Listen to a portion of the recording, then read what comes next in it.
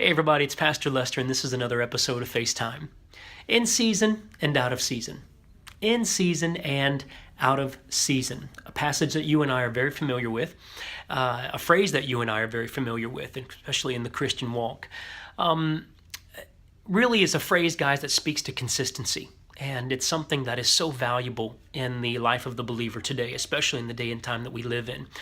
It is easy to find consistency in the place of familiarity, which is what I often call the in-season place, the place of familiarity, family, job, friends, church. These are familiar places. It's the place of out of season, the unfamiliar, that oftentimes, guys, we see a shift in consistency in our living.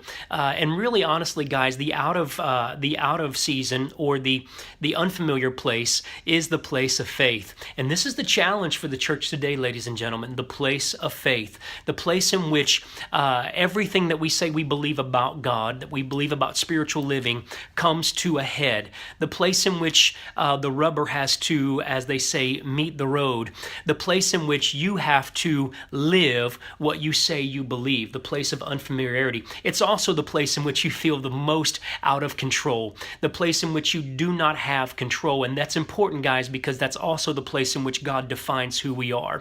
Now, there are two things that God has put in my spirit that I want to give to you real quick that will bridge the gap or create consistency between in season and out of season, familiar and unfamiliar. Number one, perspective.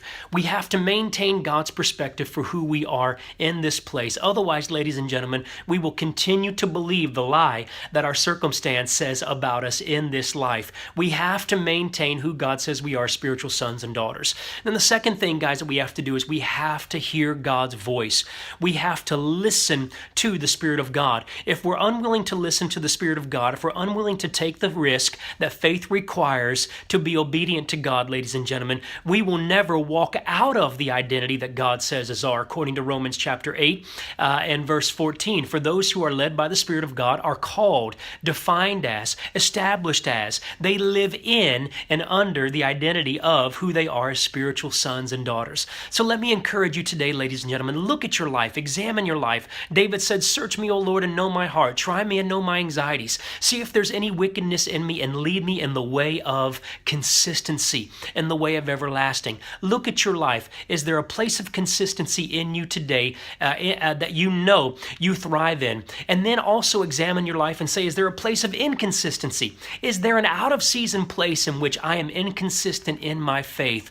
And then ask the Lord to speak to you about that place. Because, ladies and gentlemen, I can tell you that if there's inconsistency, there's also a reason for why we are inconsistent. God bless you. I love you, and I look forward to see what God's going to do in your life as you continue to walk with Him by faith.